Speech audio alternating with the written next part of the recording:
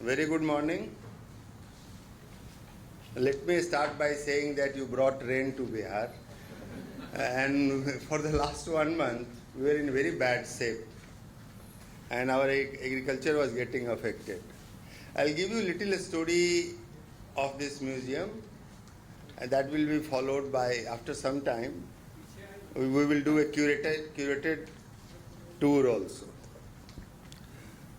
So this museum was conceived because we wanted to showcase our heritage and culture. Most of you will be knowing that Patliputra was capital of India, and that time India was bigger than what it is today. So Mauryan dynasty, Ashoka, Chandragupta, all that dynasty was here in Bihar only.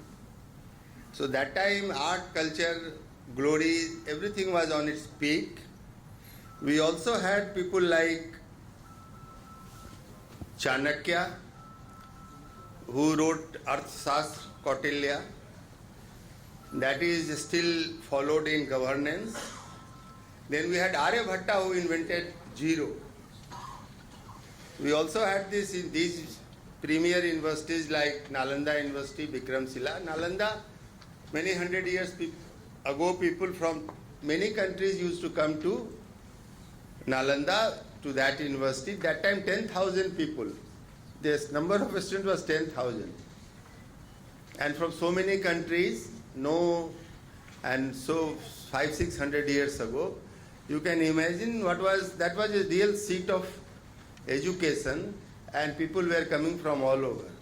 So with all that, history, culture, heritage, government thought that we should showcase this in form of a museum, because we wanted our next generation, young generation, to know the glory of Bihar and then aspire for again getting that position what we had in history. So that was behind the original idea. Second was, we wanted to fill a gap, because what happened, most of our museums are either pre-independence, government museums, or princely collection, state collection.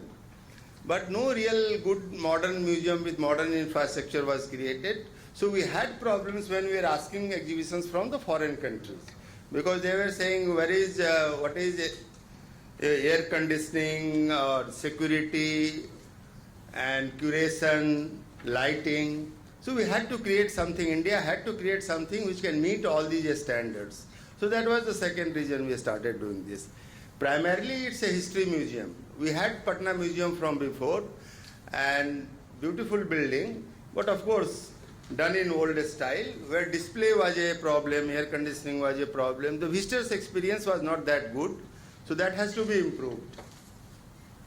So from that collection only, we have bifurcated, there is a timeline. So from civilization to 1754, all historical artifacts came to Bihar Museum, and that rest. So that this has become primarily a history museum, and Patna Museum will become contemporary and modern museum. That museum we are also renovating, and we are adding some space. And yesterday Chief Minister informed you that we are connecting it by an art tunnel. That is again a very ambitious exercise. That will be 1.5 kilometer art tunnel, and we are designing that tunnel. So primarily it's a history museum. We have 4-5 galleries on our collection, and historical collection, archaeological collection. But we also thought that if you only show your artifacts and archaeological artifacts, so how everybody will be interested? So we thought that it has to offer many more things than only old archaeological collection. So we added many things. One was, we have a very strong folk culture. So one gallery is dedicated to folk traditions of Bihar. Second gallery is diaspora gallery. So people from Bihar went all over. You may have heard that as indentured labor, they went to Mauritius, Fiji, Suriname, Guyana, many places, and they created those countries. They became very powerful. Most of the prime minister and president are from that origin.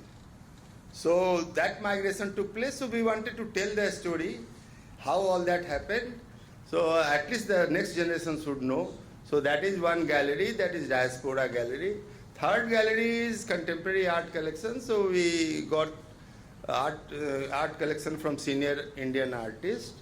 And then we also wanted to brand our cuisine, Bihari cuisine. You go to Gujarat, Rajasthan, you have a Rajasthani thali, Gujarati thali. But Bihar was just known for litti chokha, which is not complete Bihari. We have many more things, so we wanted to brand that also. And our population is very young population. More than 50% of population is below 25 years of age. So children section gets a very important position. So that's why we wanted to bring more children, more students, more young population to the museum. So that was very innovatively created. And in that museum, in fact, instead of saying don't touch, don't feel, we are saying please touch, please explore, please feel, please experience. Only thing the material that was used is sturdy, and it can take that type of exploration, feeling, touching, etc. So that children's section. And we also knew that we have to do some education. So most of the museums have very strong education department. So we also started few courses, and that became very popular. We have to go in a bigger way for doing that. Then we started collaborating, because any museum cannot be self-sufficient unless you partner with other art institutions, museums, etc. So now we have taken that role. Like, I'll tell you one very serious problem that we have is engagement. That many of the museums, not only in India, outside India also I have seen, people come, take photographs, selfie, etc. But they don't read, they don't stand before that painting or that beautiful artifact.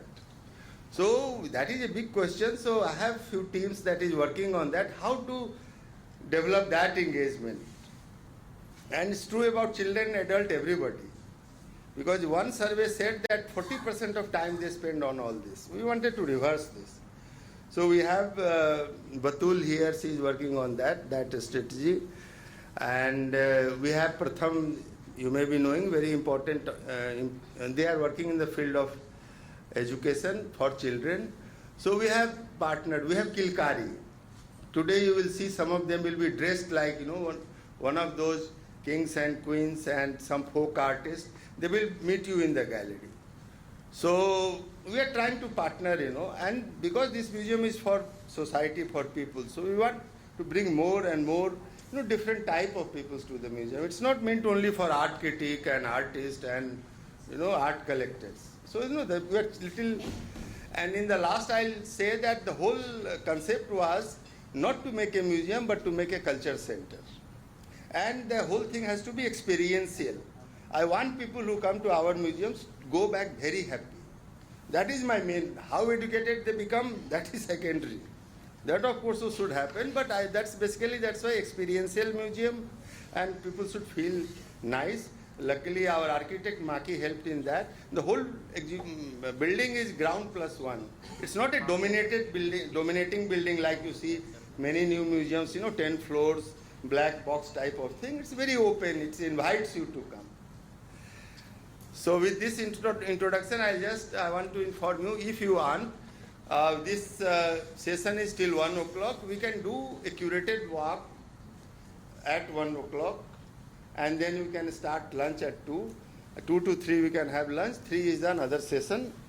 So if people agree, then we can ask my curators. They will be in their galleries. They will show you around.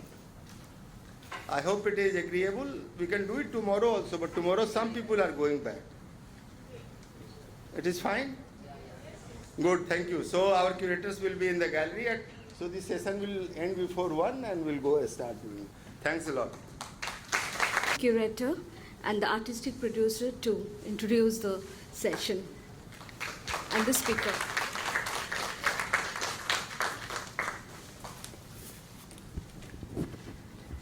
Good morning, namaskar, bienvenue, and welcome. That's all the languages I know for the moment. We have a lot of international artists here with us, and I want to welcome all of them. Bihar is known for its hospitality, not only in food, but it is literally Atithi Deva Bhava. So every guest is revered in the state. Thank you, Momita, for the introduction. I want to begin by thanking the Director General of the Bihar Museum, Shri Anjani Kumar Singh, for his vision, though he likes to also not be in the forefront. But I think there are some moments like this where we have to publicly acknowledge the contribution of the vision and the spirit and the entrepreneurship of the person who has road-rollered the Bihar Museum Biennale. Thank you. For the press community here, I think it's very interesting to know that overnight a little booklet has been published. I hope all of you have it. It's encapsulated all what happened yesterday. It's really delightful for you. For many of you will be on these pages, and I hope all of you have a copy of this. I think this is a tremendous feat. Overnight, you get this kind of 4-page pull-out, which really encapsulates what all transpired yesterday. I think today is a moment where I will take another 5 minutes just to explain to you the, the theoretical discourse, why we are having 2 sets of symposiums. One set we are beginning right now. Since we started the Bihar Museum Biennale 2 years ago, 2021, the first of its kind in the world, not just in India, there is no Museum Biennale anywhere across in the world. There are a lot of art biennales, from the Sao Paulo to the Guangzhou to the Kochi Biennale here in our own country. We don't have anything of museums. Museums are generally looked at as relics of the past. We think of museums only of antiquities. We think of them as museums which were wonder houses, the German word Wunderhaus. We also think of museums which begin from the Greek word museoma, which is about the 7 graces, and it talks of the inspiration of the 7 graces. But the first museum of Indian art was set up in 1801 in none other than the country of our colonizers, the British, in London. And it brought in antiquities from all across India, which was literally what we say was, well, these are not politically correct words, but loot and plunder of India. I'm not going to now go into the history of museum making, but I'm just going to talk about the transformative power of museums and why we are doing these sessions, which you can see here, from the indigenous and the intangible cultural heritage, for which we have Amareshwar Gala. I'm beginning backwards, bottom up, and Professor Lars Koch from the Humboldt Center in Berlin. They're going to be talking of the tangible and the intangibles. I'll give a small introduction on that tomorrow.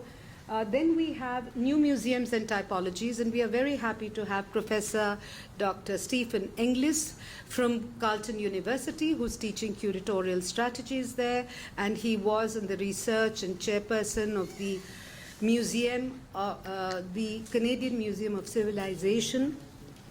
And October last year, we met in Ottawa, and he showed me the absolutely stupendous museum, which is one of the finest of the First Nations right there. And we are really happy that we'll be talking about the intangible, because Bihar is full of the intangibles, which you will see, which Anjani ji has already told you from the regional galleries. If you have time, tomorrow, you can see the absolute vast repository of the intangibles of the state.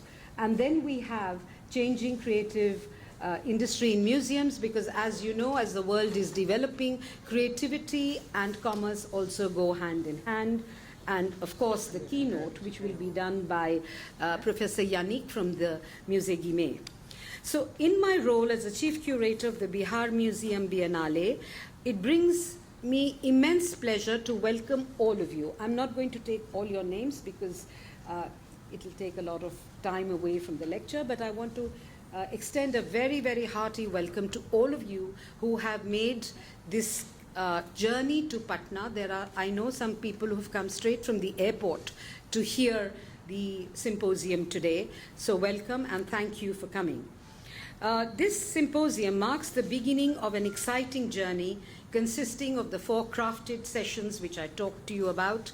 Each of the sessions has been very thoughtfully curated to mirror the ongoing transformations of the museum ecosystem.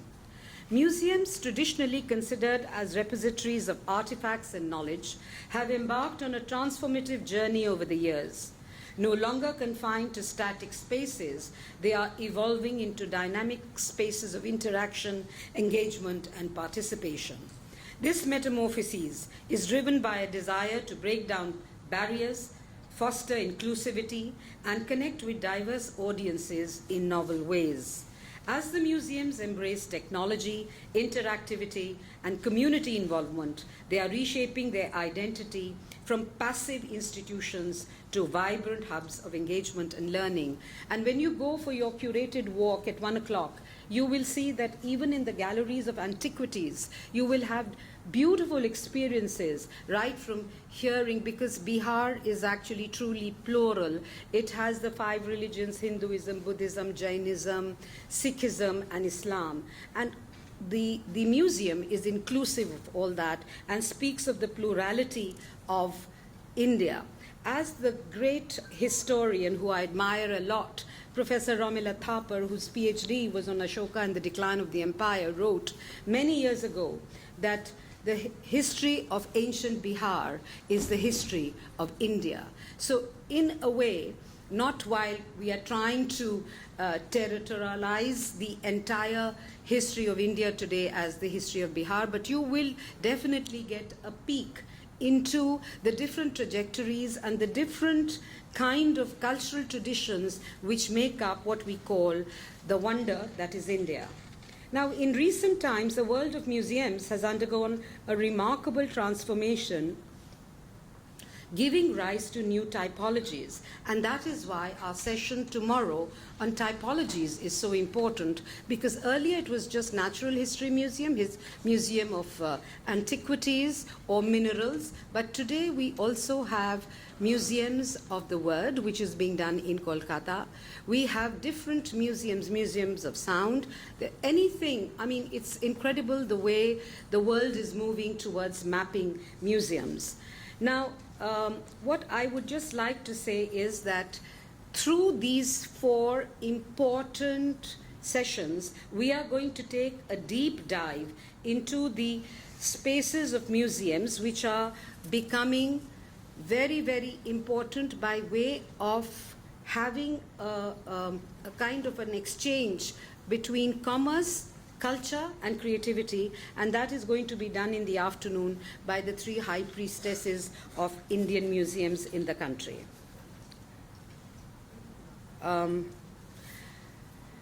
Now, before I end, I do want to say that for me, the Bihar Museum Biennale Symposium is not just an assembly of sessions. It is a journey of exploration, contemplation, and revelation. And as we navigate these intellectual waters, let us remain open to the transformative power of museums, the dynamism of discourse, and the shared vision that guides us as we shape the cultural tapestry of tomorrow.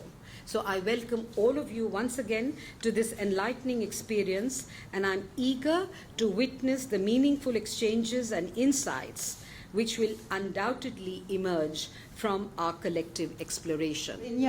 The new geopolitics reorganize the world again, and my feeling, but you can have another opinion, of course, but I often have this in my mind for the Musée Guimet, is that we'll enter in a new conflict of civilization between East and West. That means more about the power of China, and we see the tension with the Western world. But what is for us, all of us are involved in culture and art.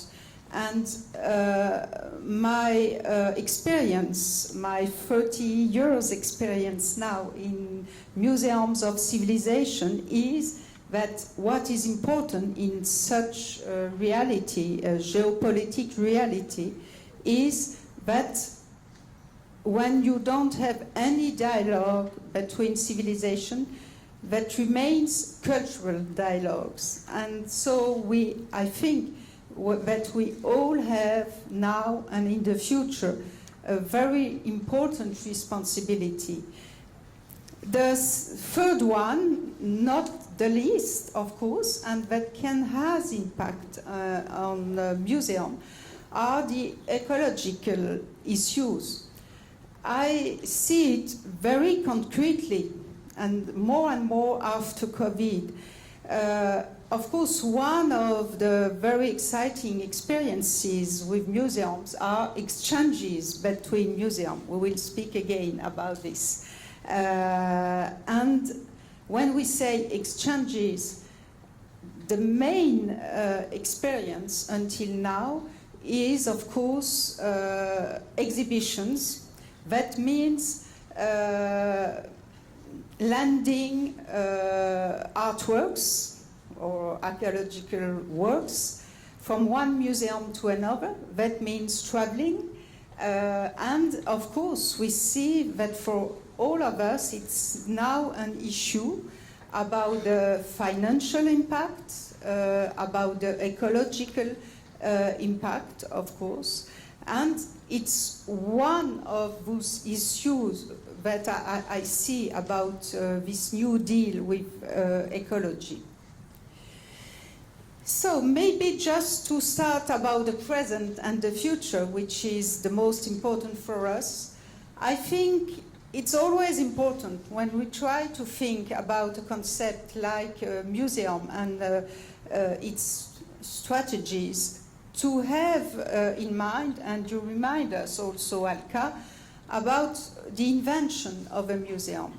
The model, as you have told us, yes, was more or less during Greek antiquity, where the Museion, the word is ancient Greek, Museion, was more or less considered as a temple of art. This idea of temple is something that still more or less can exist in some museum. And there were in the 90s a lot of debates in Europe, maybe here also, I don't know, saying a museum has not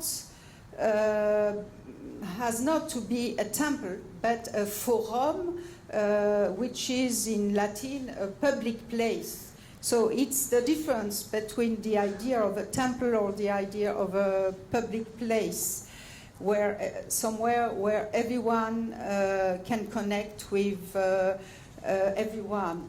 But the real model, this model that today make so many countries dream about the museums. Every country is now, I have seen it in Middle East, of course, here, in all Asia, in Africa.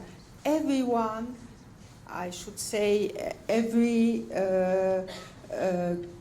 politician or cultural manager dream about museum. So what was in the idea of a museum when it was developed in the model we know today? So it was more or less during the 18th century, what we call the Enlightenment period. I just wanted to show you here two models or two images of the impact of museums in this new society at this time in Europe, this aristocratic society of the 18th century, this society where all the kings, the princes, and more largely the aristocrats wanted a private museum in their home, in their palaces. So we have two examples. On the left side, in black and white, It's a printing of a real museum. It really existed in Italy, the Museum of the Family Worms in north of Italy. You just can see, to be very short, because I will not develop a lesson on the history of museums, but it's important to keep it in mind when we speak about the present and the future. So, of course, a museum at this time was mainly private due to a collector who wanted to classify the world. You have everything in this museum. You have natural history, you have some, we don't see them here, some ethnography. You have also books that we can see here also. So the idea of a museum at this time was really the idea to put in a box the whole world, to study it. So it was a place to learn, to study. This was the first idea. Of course, if you see the painting here, which is a painting of the 17th century at the Louvre from a very Belgian famous painter, Frank and Franz II, it's very funny because, of course, it's not a real museum, but it's the painter have chosen to present his scene, his mythological scene, with the heroes of Ulysse and Achilles in a museum. So it was a choice to present his story in a museum.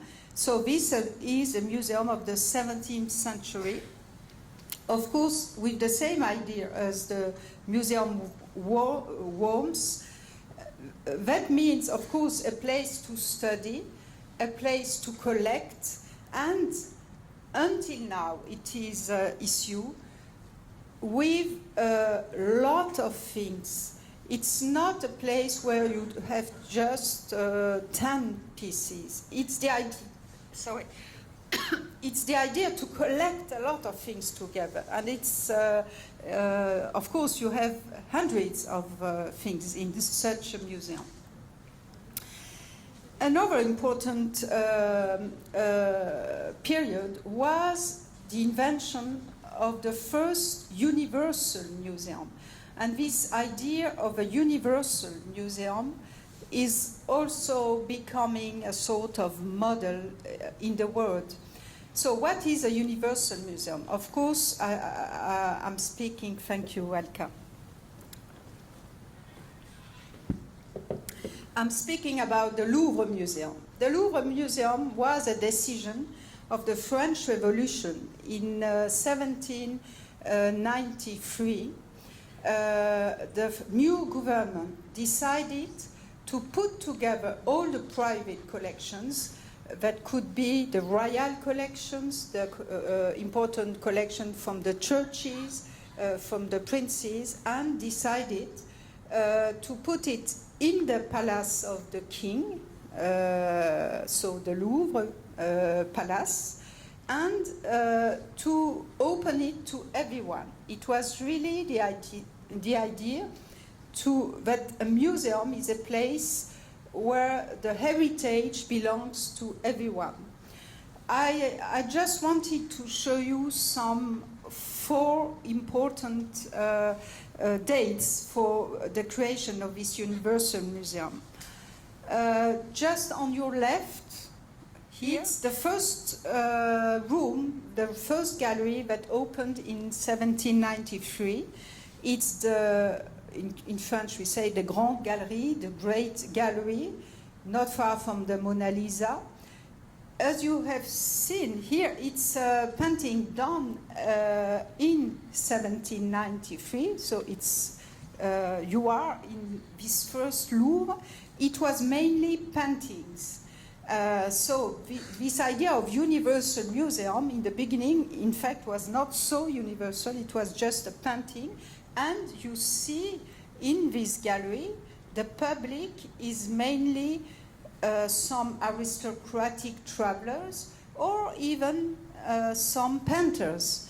So what was new and important was also that a museum has to be educative, and here educative for artists.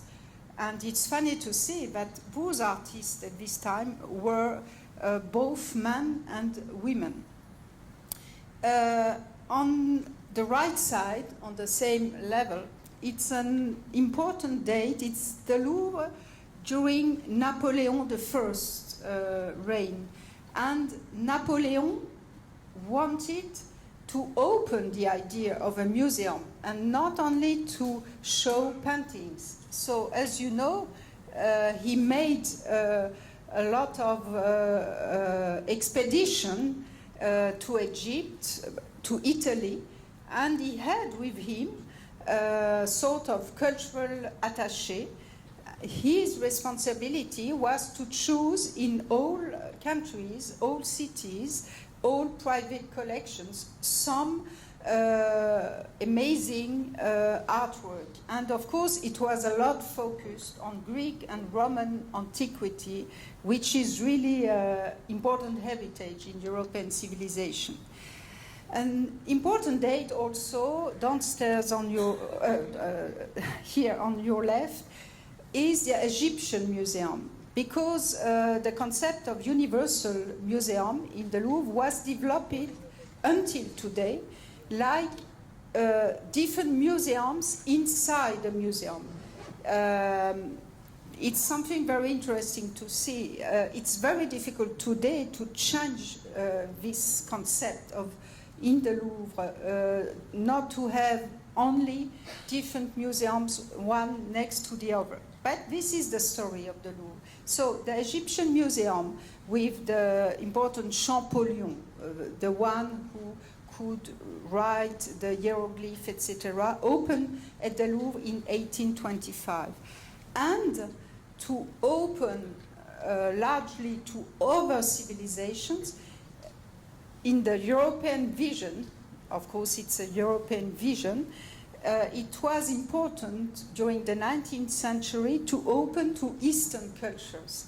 But Eastern culture in the middle of the 19th century in Europe is not like now and like after, in the end of the 19th, is not Asia. It's just Middle East, and here you see the very famous bull from the Iraqi archaeological site, Khorsabad.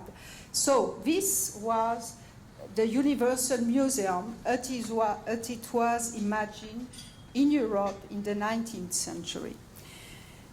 The first that had this dream to have a new Universal Museum or a new Louvre, and Alawarde, I suppose, tomorrow morning will speak about the architecture of the Louvre. I was part of the scientific committee for the first day of this concept of the Louvre Abu Dhabi, and it was very interesting. First of all, why do the Emirates decided 15 years ago to open a universal museum with the model of the Louvre? Of course, a museum is often, when it's an important project like this, is a political decision. And the museum was seen for the Emirates 15 years ago, and it's still the case, of course, today, as their new future. Why? For two reasons. They wanted, first of all, convinced that the petrol economy will fall down. They had in mind to develop the tourism as an economic industry. And it's interesting to see that the museum became the model of a touristic industry. And so to give them the possibility to have this important museum in Middle East was, of course, one of the solutions. The other idea for them was to develop education for their young people. And of course, here we see it was the first reason to create museums, even in the 18th century, education. What was very interesting when we tried to imagine what could be this new Louvre in the beginning of the 21st century and not more in the 19th century, it was not easy, I can tell you, it was not easy to find the good solution. I don't know if we found the good solution, but more or less we see that visitors appreciate. So what was the solution and what was the question? The question was, which storytelling for the visitor in this big museum? As I told you, the heritage of the Louvre in Paris is in fact different museums next to the other. You have the painting on one side, the sculptures on the other, Egyptian collection, Islamic art collection. You have different type of museums inside the palace. Of course, a 21st century universal museum couldn't be this. So we try to find what could be the storytelling, and what, of course, the idea was to write what is the global history that we could show in this museum. The choices could have been very different. Of course, the idea, because it was the Louvre and not another museum, was to show art and not to show ethnography, not to show natural history. Of course, it could have been this choice also. But it was to build, which is in a certain way a strange idea, to build a universal museum just with art. But why not? So it was this, the copy of the Louvre to do in Abu Dhabi. So we decided to divide the story in 4 sections, following a sort of timeline. First section is ancient history, art history, antiquity. You see it here on your left. So you see, it's not very clear, I think, but you see here a very important Egyptian sculpture next to other Eastern civilization sculpture from Mesopotamia. So you never, and here you see Greek vases. You never see this in the Louvre, but here the idea was to put together all the ancient civilizations and trying to tell a story. On your right, it's the second section, one room of the second section, which is the Middle Ages. Of course, there was a lot of questions about this term of Middle Age, because Middle Age is a European term or a Western term. And what does it mean in Middle East? But sometimes you have to choose, so we decided to still speak about Middle Age. Middle Age was a way, it's not easy also to see, but here you can guess it's an Islamic work. Here it's a Buddha. You have the Virgin, the Christian Virgin. So of course it's a room about religions and about the mainly the free monotheism, but of course we wanted also to put Asian religion inside. Just to finish about Abu Dhabi, the third section you see here on your left, 2 rooms of the first, the third section was about what we call the modern time, so it means after the Middle Age, 16th century, Renaissance until 19th century. And what is interesting, we are still working with the Emirates on this section, which is the less successful of the fourth section, because here you can see African art. Of course, African art from the 19th century. It's in the good section, but what are the echoes between the classical art, European classical art, like Michelangelo, and African art? So it's more or less artificial. The same difficulties are for the last section about modern and contemporary art. You see here, now, if you go there today, artworks changes a little, because we don't find the good answer to show what is modern art all around the world, because universal means all around the world. And it's very difficult. I think Louvre Abu Dhabi was for me a new step, but not the final step of what could be a universal museum. We still have to imagine it, if it has to be the model. But as you know, Louvre Abu Dhabi, now 6 or 7 years after its opening, becomes a new model. When I travel around the countries, everyone is asking for a new, I want my Louvre Abu Dhabi in my country. So it becomes a model. But as I try to show you, some questions are still open. Okay, so I would like to share with you what is, of course, the subject about this talk, museum strategies and new displays. And I would like to share it very openly, because I have a lot of questions and not always answers.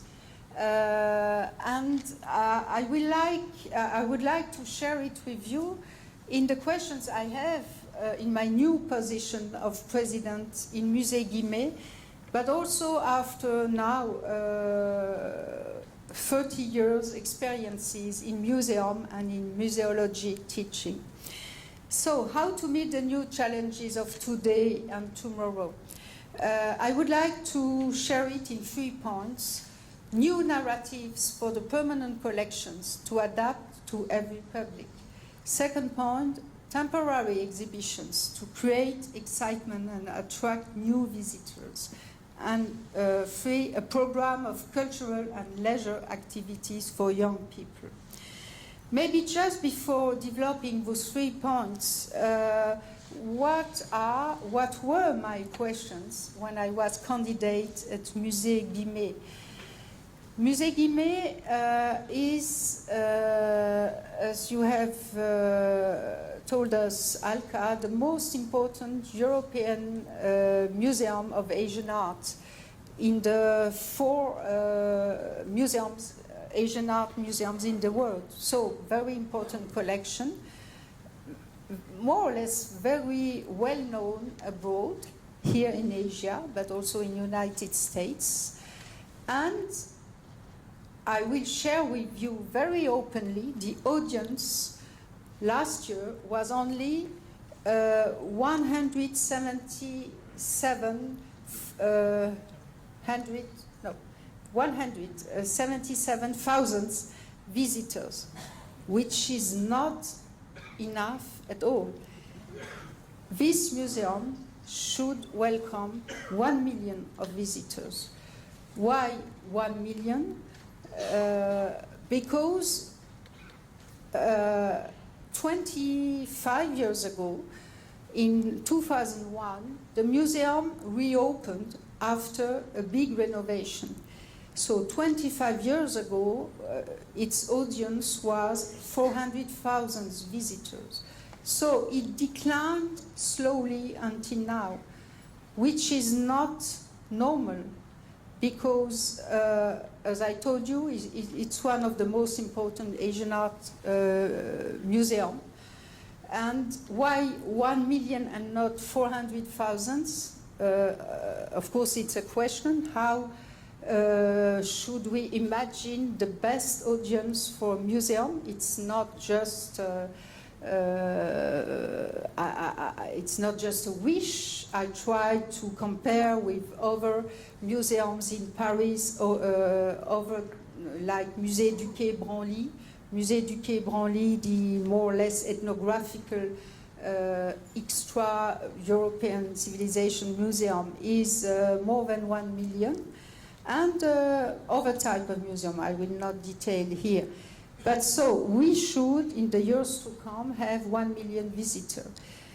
So when you announce this to the President Macron, you have to fight and to be successful. So you have to develop a strategy. And this strategy is mainly on audience development strategy. So I decided, of course, when you say I would like to develop my audience, it's very important to have this strategy. And the strategy is, first of all, to have some how do we say in English, some purposes, I would say.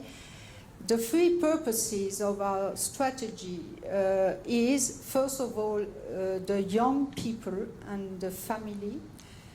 Second, the Asian people in France. We have 800,000 Asian people living around Paris. No one comes to Musée Guimet.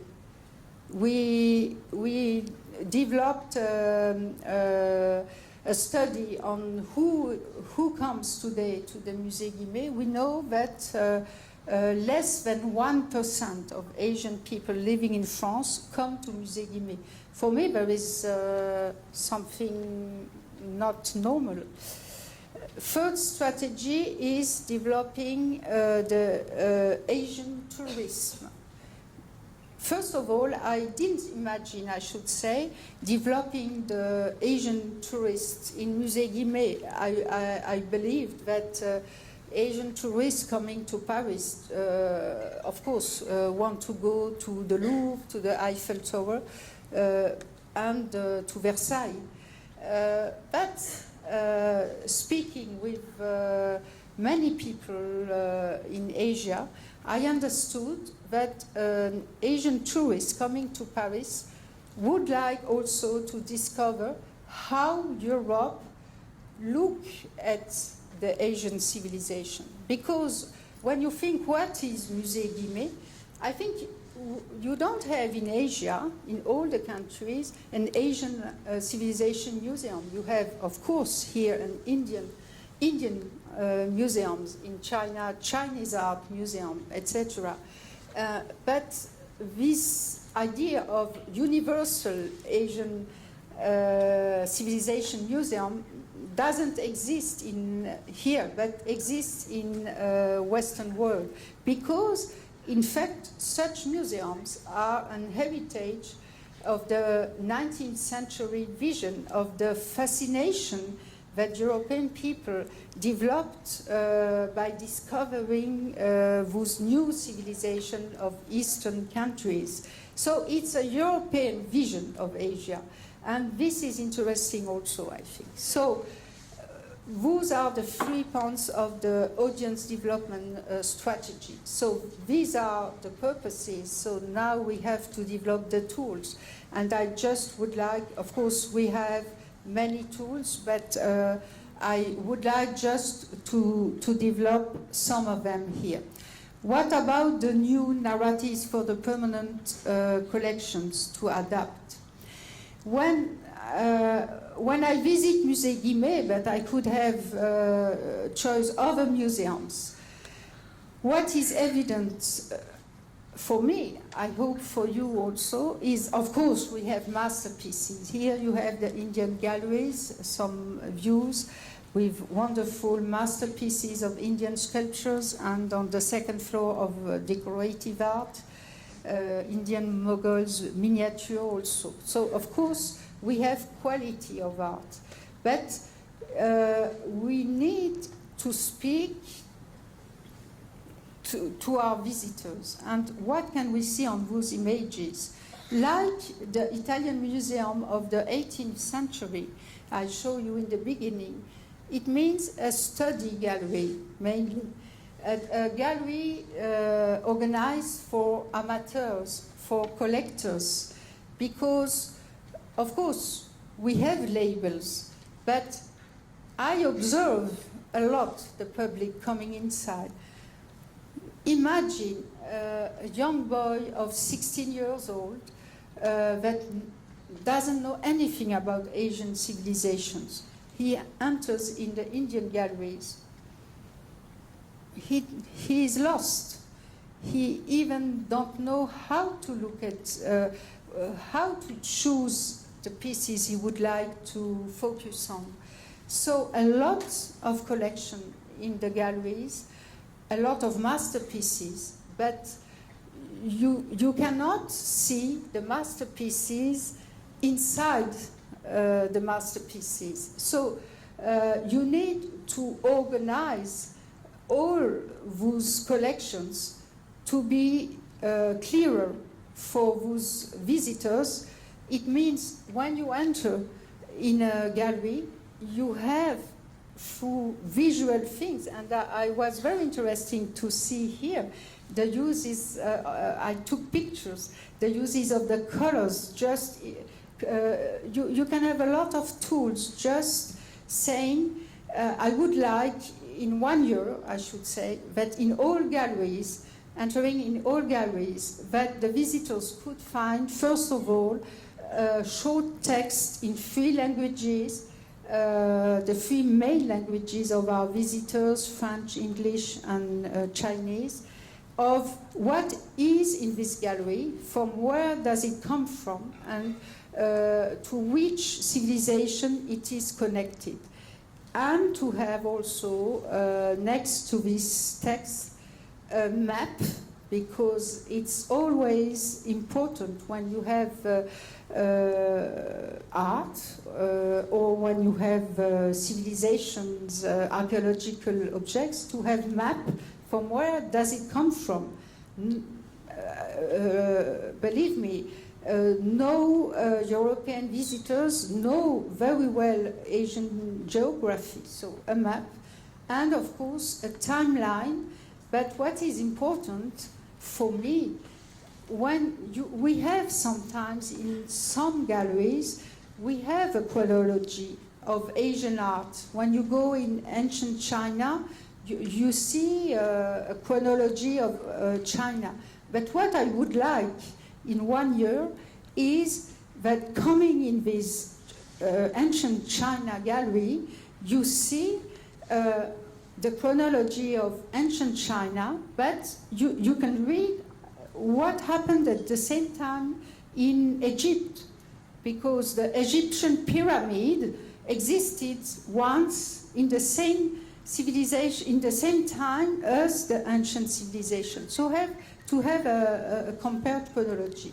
And of course about the labels, I try to be very pragmatic also, because when I tell you we have 5,550 square meters, so for the permanent collection. So if I want it to be done in 1 year, I need to be very pragmatic.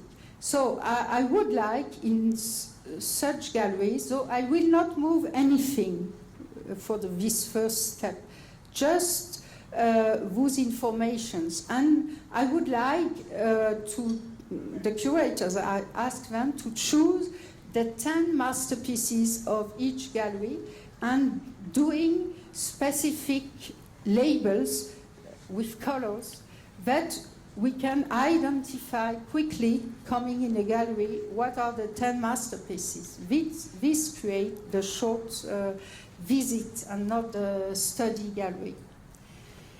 Of course, such galleries, it's the same question in all galleries. Here we are in Afghanistan with Gandhara collection and Central Asia Gallery. Of course, we also have questions about the storytelling of Asian art with the two main civilizations, more or less the Indian one and the Chinese one. And we have a debate between the curators where to put Gandhara. Gandhara, for me, should be linked with Indian art. But Indian art is on the basement. Gandhara art is on the first level. Imagine a visitor understanding the link. So, of course, we also have to imagine the new displays to tell this new storytelling. The same in the second floor with the decorative art or the Buddhism, Chinese Buddhism. What is important, I love Chinese porcelain. I hate, sorry to tell it, our gallery. I tell it because I know that I share with the curator of the porcelain, the Chinese porcelain, because it's like 18th century presentation for me. It means you have, of course, or I say often for those who know the Galerie Lafayette in Paris, the fourth floor, I say it's like Galerie Lafayette, this gallery. That means you have you have 100 porcelains, the best collection in the world of Chinese porcelain, but you have 25 porcelain in one showcase, or sometimes when you have important pieces, like here, you have a big showcase and a vase. Yes, but and so what about this vase? So it's not pedagogic at all. So we also have to think about the way to present the decorative art. A main idea about this is to introduce, and I think it's a question for all of us, director of museums, to introduce contextualization of the collection. That means a visitor has to imagine, because a museum is done not just to study, but to have pleasure, to dream. We need today in our world to dream, to have pleasure, and to dream in front of a Chinese porcelain. When you are not specialist, you need to have tools to contextualize those porcelain in a palace, in a Chinese palace, in the way they were in the past when they were made. Or if you have archaeological artifacts, of course you need to contextualize with photos the monuments, the site. So, of course, here it's the Japanese gallery, but it's the same. Here you see what are our labels today. I just imagine, of course, the objects are always wonderful. The Japanese art collector is so excited when he sees those objects, but what about a visitor? But at 12 o'clock, he is hungry, he is tired, but he has to do the Musée Guimet. It's on his list. So how to give him pleasure in front of this? So we need to put colors and to put tools. And the current galleries. A point, because I see that I take too much time. Of course, all of us, I think, that manage museums today has to think about new technology, this immersive technology. I took some images just to remind us what is this immersive technology. Of course, new technologies are magic for us today in museums, or we believe that it could be magic. But it's not the solution to every question, I think. But it's useful, and we need to introduce this new technology. We all knew, I think, What are those new technology? I see mainly two groups. One are those immersive technology that gives you the illusion to be inside, here inside a painting by Van Gogh, or inside archaeological site. So of course it's mainly a projection on big screens or on the wall to give you the experience to go inside. You have many museums now developing those new immersive strategies. Here I was 2 months ago in Singapore. I was very excited by the National Gallery Singapore experience. They did a biennale, but not a museum biennale, children's biennale, which is also an interesting concept. And so they developed specific spaces for children, what we call sometimes children museums. They have one also in Louvre, Abu Dhabi, which is also an interesting question in displaying collection. We can have maybe a specific section for children. Over immersive, it's very in fashion now. And my question that I would like to share with you is, of course, I'm the first, very excited by one of the first curators that did immersive exhibition 12 years ago in the Grand Palais in Paris. So I'm convinced, but what I see after 12 years experience in immersive technology for exhibition is that sometimes it's an illusion of pleasure and an illusion of educative experience. It's sometimes very decorative, and so what? So over one, so it's always the same. The idea to here, it was a very difficult exhibition in Louvre, Abu Dhabi, the Musée Guimet did, called Dragon and Phoenix. That means the relation, the artistic relation between China and Middle East. You have here a Chinese vase, and the left side is Iranian inlaid metalware to see the link. So a very specialized exhibition. So the Emirates that always wants to educate their young people asked us to develop this immersive experience inside the designs of the vases.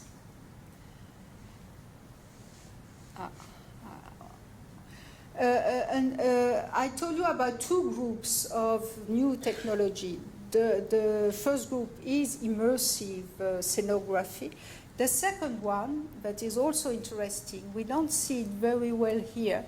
It's either tablets or glasses. I'm sure you have seen such an experience.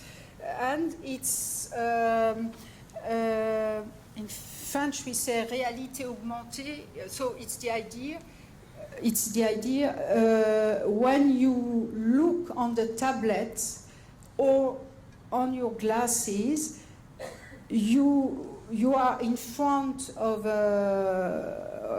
an Indian sculpture, and you suddenly inside from the 7th century, and you suddenly inside your glasses or inside your tablet, you see the piece in the time and in the space where it was. So, of course, it's something very useful.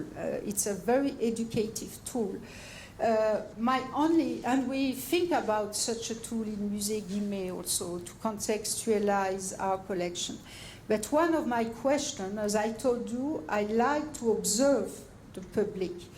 You learn a lot as a curator, as a museum manager, when you look at the visitors, because this is the reality. It's not in your mind, it's also in the museum.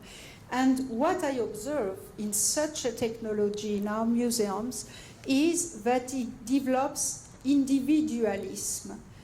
And for me, a museum should be a place to share with others. You have many ways to share, not only with the people you are coming with, but also with visitors. I don't have time to develop, but I don't like so much the idea to be concentrate on your own experience without sharing with others, but it can be useful.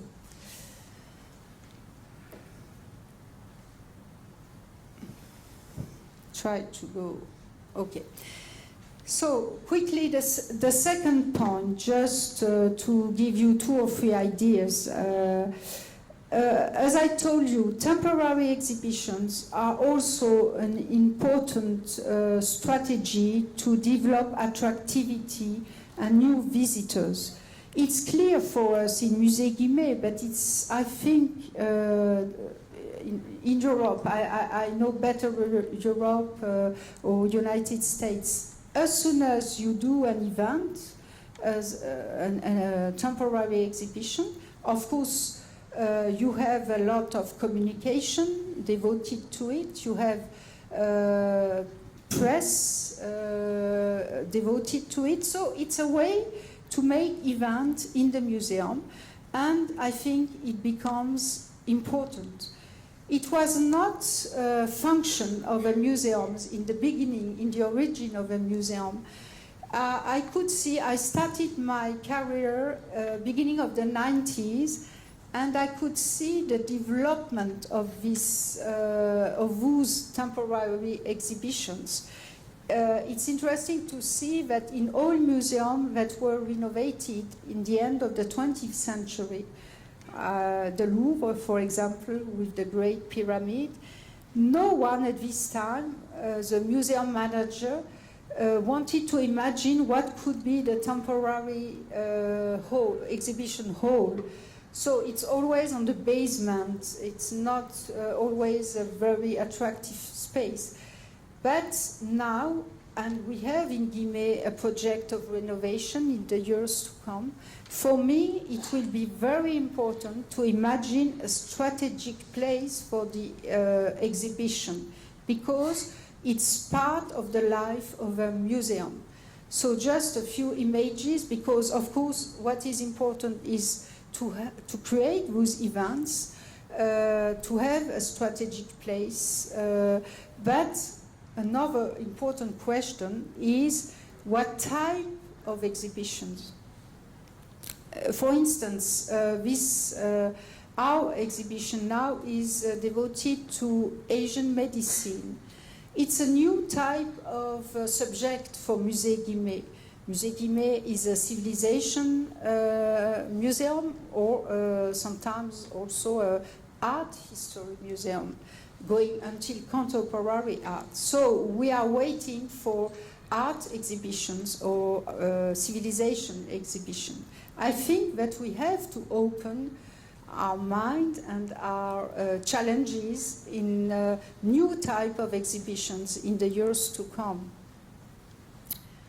This is not a new type, but I think if we want to develop a new type of exhibition, we also have to be to keep the traditional exhibition of civilization exhibition, and we are preparing a very important exhibition about Angkor with our colleague of the National Museum in Cambodia. But this is a new type of exhibition.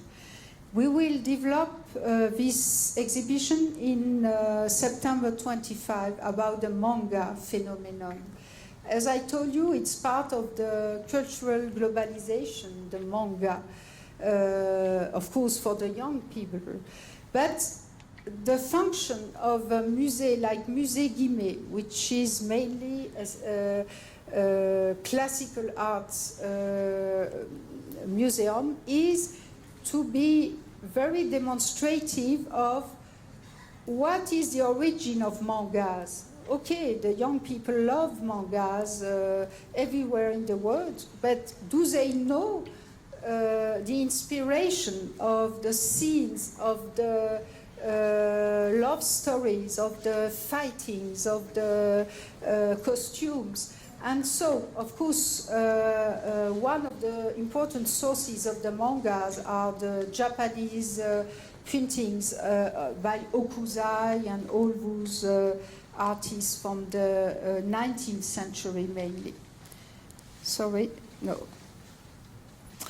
The Victoria Albert Museum in London did a very interesting exhibition in this new type of exhibition called Hallyu, the Korean Wave. And so we can see that, of course, Musée Guimet is not alone in the world to ask this question of how to integrate the present to better understand the past, and of course to be adapted to our audience and to the citizens.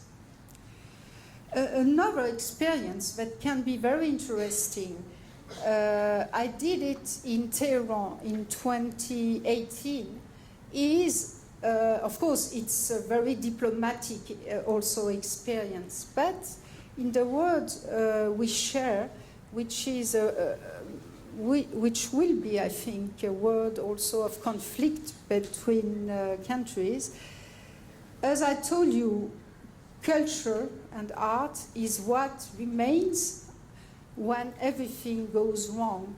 And it was a very difficult time, but we could do this small miracle to bring part of the Louvre in the National Museum in Tehran. That means a selection of 66 masterpieces of the Louvre and integrated in a very nice scenography, sort of immersive scenography with big photos from the Louvre, giving the feeling of, for the Iranian people, that they travel to the Louvre. You know how difficult it is for those people to travel. I can tell you there were in 3 months 15 million visitors coming from all Iran to see this exhibition. Usually in the National Museum in Tehran, they have, in 3 months, they have maybe 600 visitors. So you see the impact to bring part of a real museum in another country. And to finish in 5 minutes, because you must be tired. Of course, a museum is not only a gallery where you walk, where you become tired. I hate museum as a visitor, because I'm always tired in a museum. I love to sleep in a museum, I should say. When I was a student, I had the chance to work in Beaubourg, in the museum, in the Modern Art Museum. And during my break, my pleasure was just to stay in a gallery on the wonderful canapé in front of a Matisse and to sleep during 15 minutes. So, of course, I think it's very important to imagine how to develop different experiences in a museum, not only walking. And for young people, but also for adults, I see it.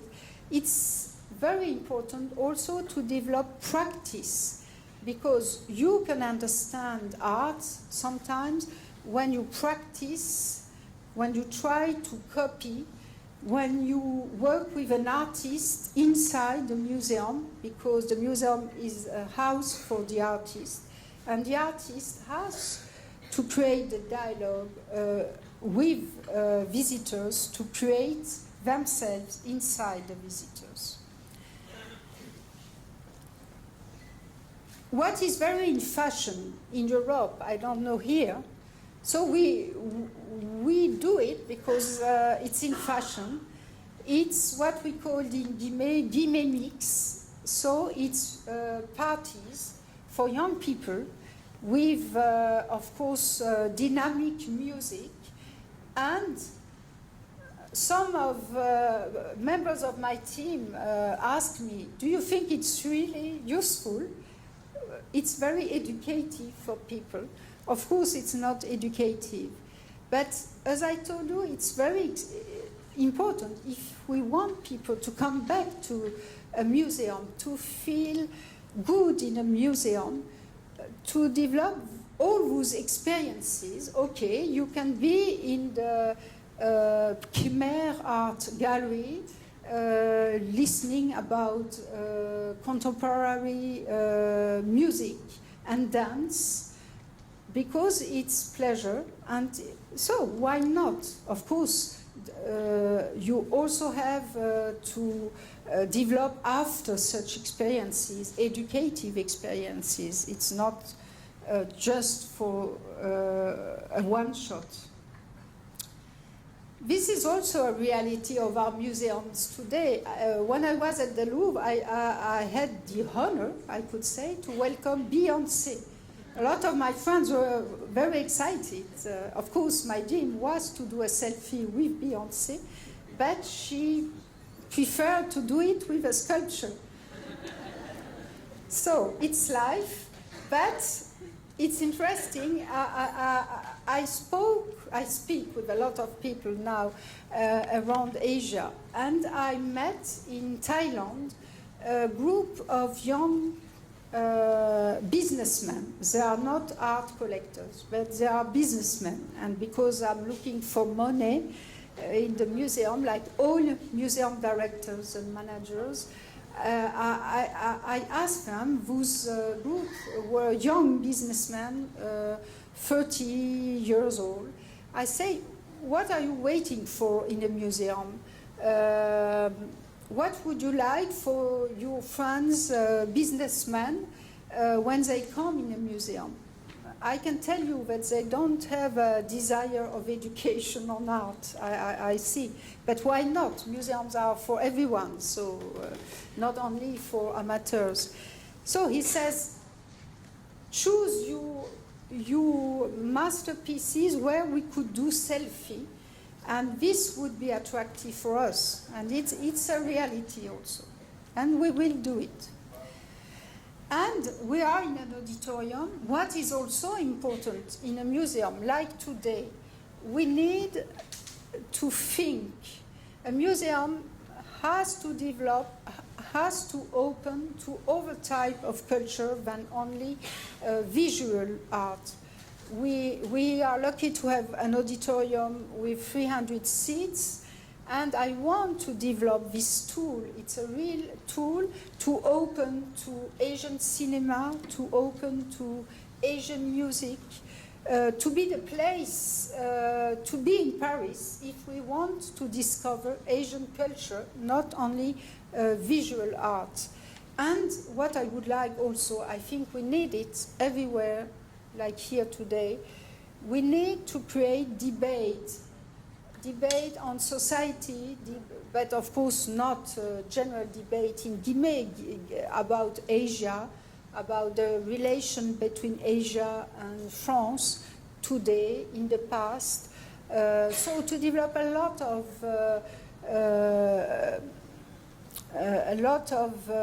type of questions, and important people coming, intellectual, speaking about their experience with museums, or football players like Mbappé is my neighbor. I'm so lucky to have Mbappé as my neighbor. So I invited in the museum, and I would like to young people to give the experience. Okay, and to finish, of course, museum, as I told you, should be a place for all type of pleasure. And we have a small restaurant in the basement. My obsession was to open a restaurant on our fabulous terrace we have, because when you are on our terrace, you see all Paris, you see the Eiffel Tower. So it's a precious place in Paris, totally unknown. And so we could develop this restaurant with music in the evening. It's open until 11 o'clock.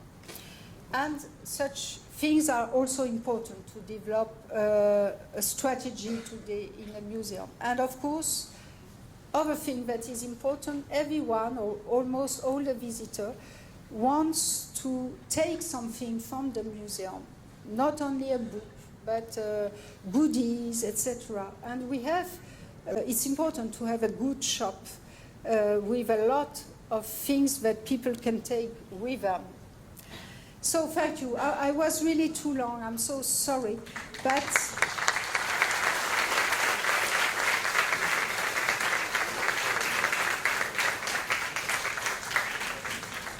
it was I hope to share questions with you. Thank you so much, Yannick, for that very detailed introduction, right from the temple of art to celebrities like Beyonce, which is wonderful. We hope you get your rooftop restaurant experience very soon. We want to stick to time because at 1 o'clock there's going to be the curated walk for the Antiquities Gallery. And what is really nice is that the Director General himself is going to lead it.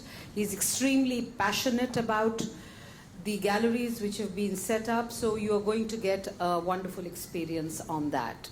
So we have exactly 23 minutes. So this is what you call a metaphor of a round table.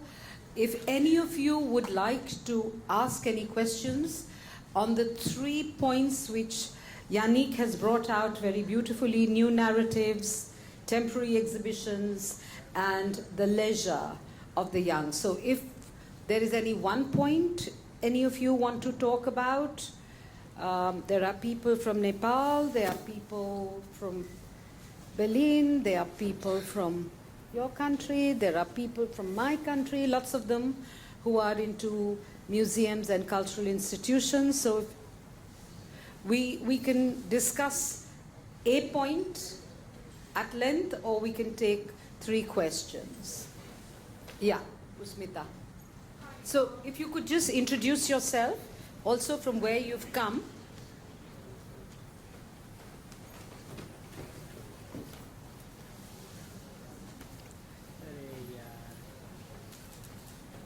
यहाँ दीजिए, इधर.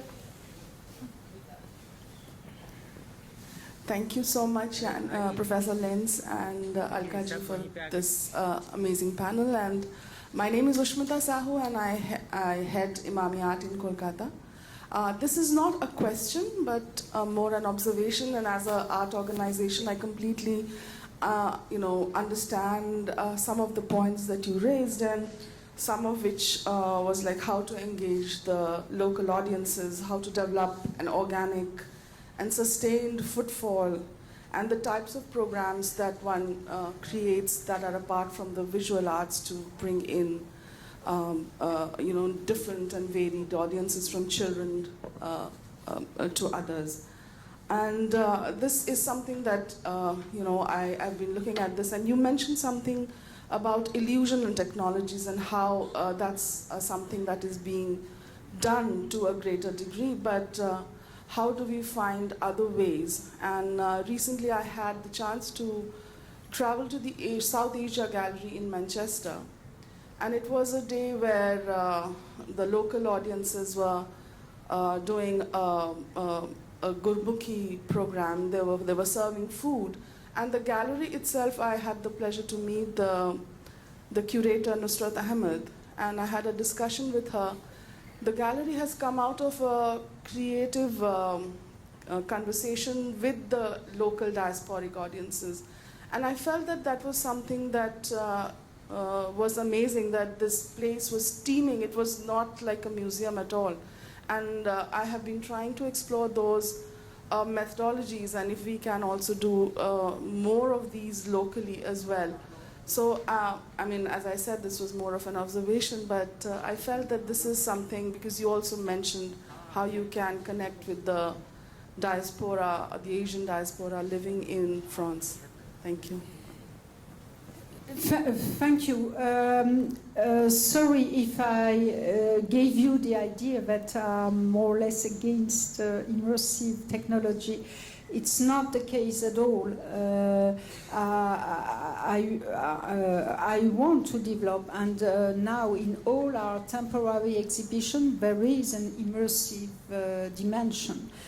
My question that I would like to share with you, and I think we will have to share it in the years to come, is you have different type of experiences. For me, when I speak about illusion, I think technology is not enough. You need also contents. And it's very important to think when you work on an immersive program. It's the case now with Chinese people in Musee Guimet about Chinese lacquer. I told to Amandine from the French embassy this morning, the dialogue between us is not so easy. Both of us, we would like to do something perfect about a trip into the futures with immersive technology.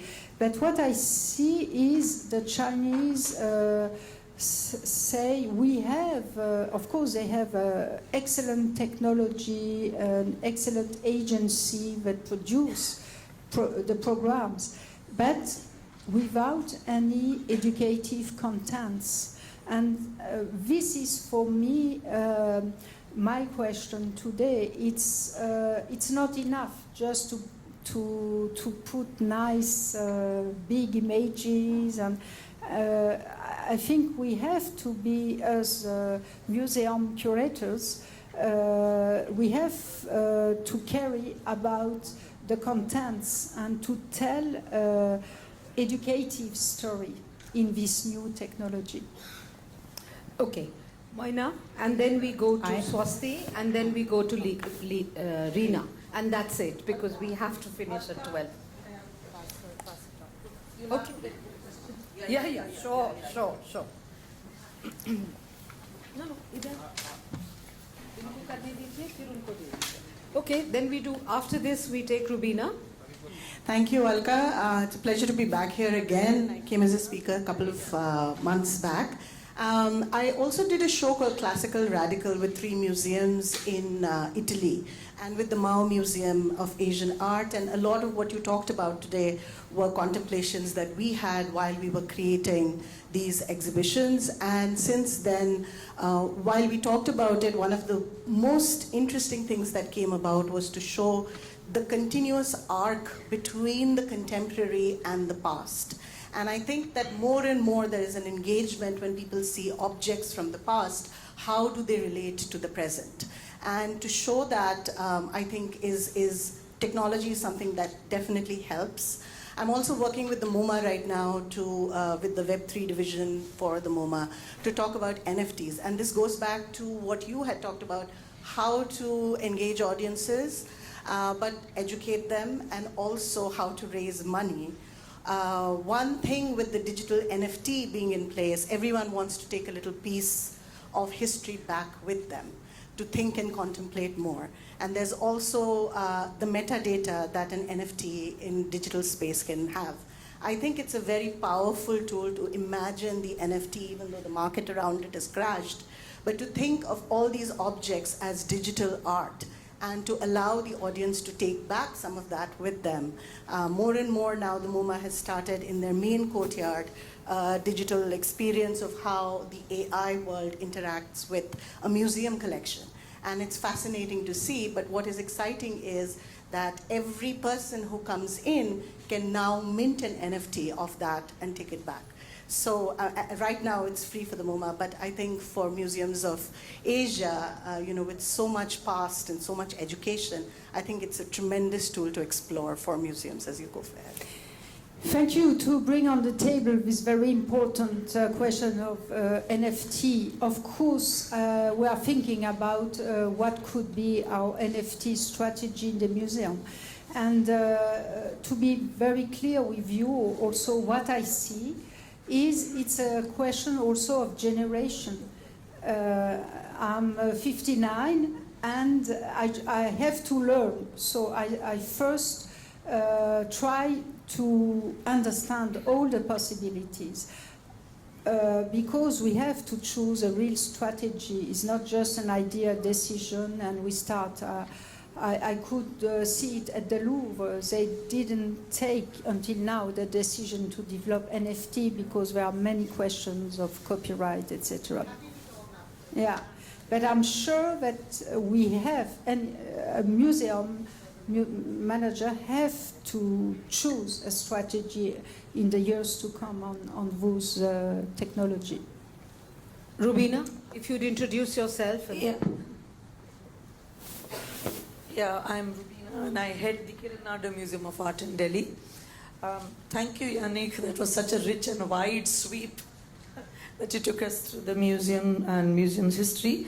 I have two comments or two questions, I would say. Quickly, I'll ask. I want to know whether, because you started, your first three observations had to do with cultural globalization. That was one of the observations. And you talked about, you gave examples from the Louvre to Abu Dhabi Louvre and so on and so forth. I want to just know from you, I'm curious to know whether global and universal are interchangeable when we use them. And how do you use them? Because you talked about the Universal Museum and the Abu Dhabi is still taking this idea of a Universal Museum in today's time. So I'm keen to know that.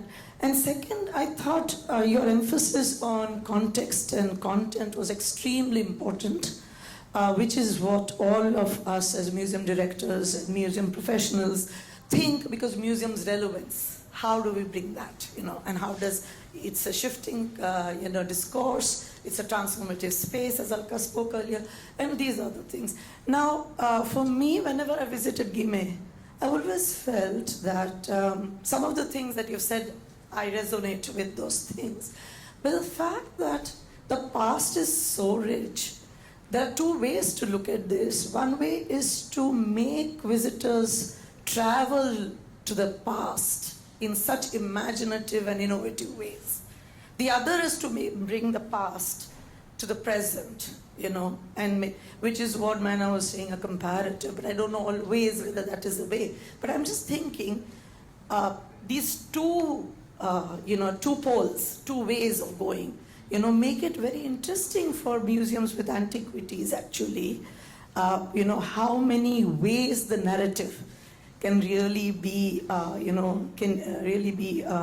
made creative and more innovative. So this is really a field that I'm interested in, and I think technology is a tool, and we all accept it. It can be used in the most boring ways, and it can be used in the most creative ways.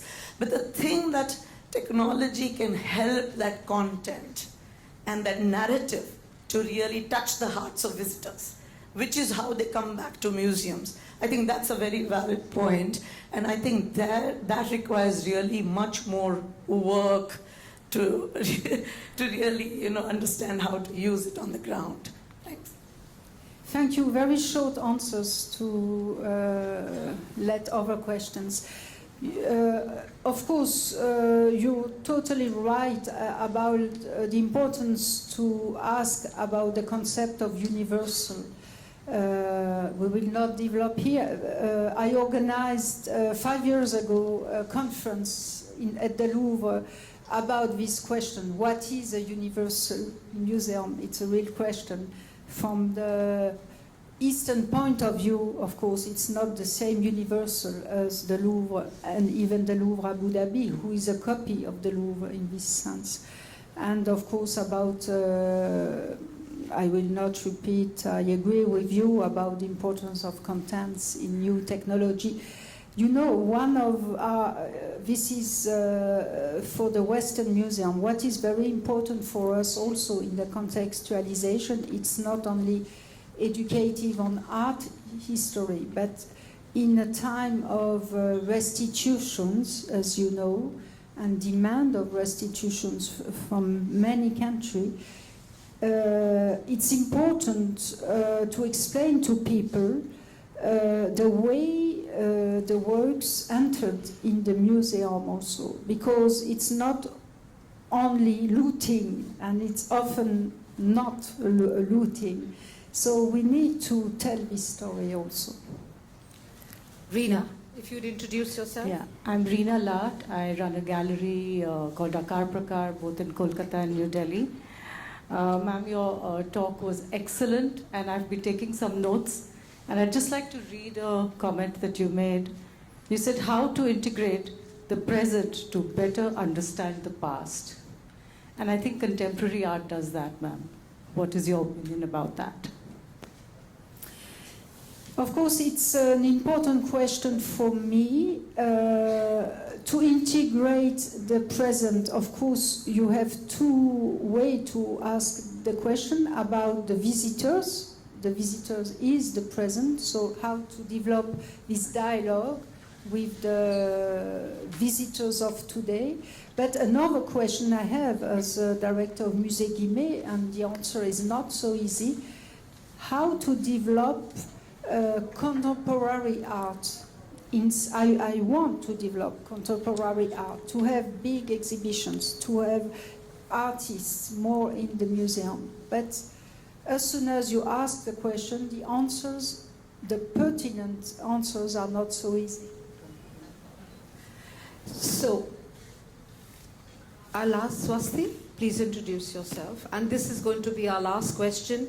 Yannick is going to be here after the second session from 5 to about 6. You can have a cup of tea with her in the library and ask the rest of your questions. But this is going to be our last question. Yeah?